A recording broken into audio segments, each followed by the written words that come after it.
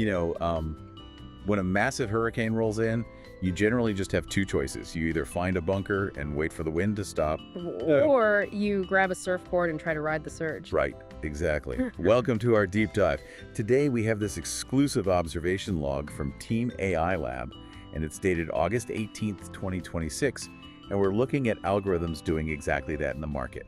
It's a really fascinating look at how artificial intelligence processes just absolute chaos. Truly. But hey, before we get into the weeds, I need to remind you, the listener, what we are unpacking today is strictly a log of isolated lab simulations. Yes, pure research. Right. We're just observing how these algorithms behave in the wild. This is not financial or investment advice. You cannot trade on this. We're literally just watching the experiment unfold. And the philosophical clash at the center of this experiment is what makes it so compelling. On one side, we have Team Mountain Climbers. The bunker guys. Exactly.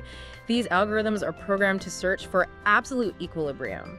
They are scouring the data for that immovable, quiet cave during the storm. And on the other side, you have Team Wave Riders. Right. So their mandate is surging force tracking. They want to harness the momentum of the rough waves and essentially surf the tsunami. Yeah, but, well, the numbers from today's simulation show a market environment where traditional logic is just completely failing. I mean, the rules has seemingly changed overnight.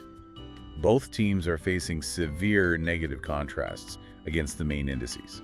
The anomaly is striking. The mountain climbers are sitting at negative 4.4 points against the Nikkei 225 and negative 3.2 against TOPIX. Just to clarify for you listening, when we say negative 4.4 points against an index, we're talking about relative underperformance, right? That's correct. The algorithm is lagging behind the benchmark average.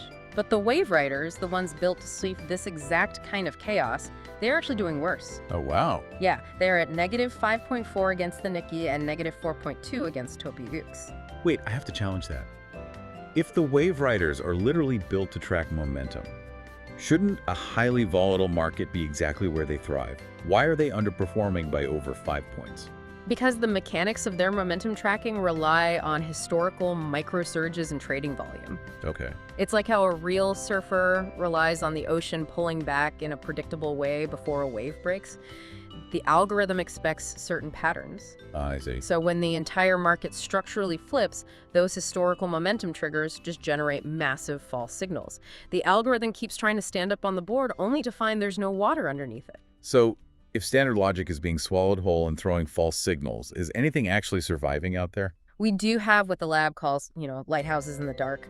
Out of the main forces, the veteran algorithms currently active, a miraculous few are holding positive points. That's refreshing. Yeah, 16 of the 28 mountain climber units are keeping their heads above water, and 12 of the 29 wave riders are somehow adapting to the new signals. Which brings us to the newly deployed algorithms, the ones with zero market history.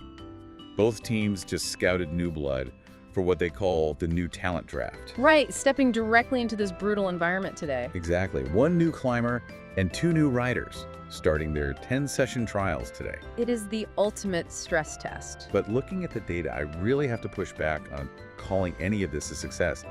The climbers are dragging a heavy negative 51.5 point carryover balance from previous sessions. Yeah, it's rough. And the riders have a negative 33.5 point carryover. Yeah. And that cumulative drag looks like an objective failure of the models.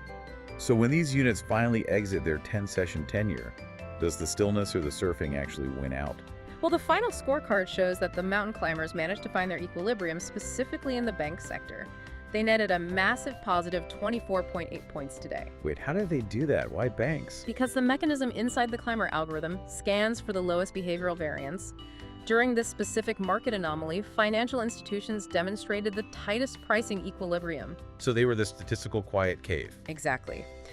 That single day's correction rockets their total season score up to positive 70.2 points. While the Wave Riders, battling those false signals you mentioned, only managed a small push in retail trade and information and communication, they netted just 3.5 points today, putting their season total at positive 24.1 points. But if we connect this to the bigger picture, Team AI Lab maintains a really cold, forward-looking research stance. Right.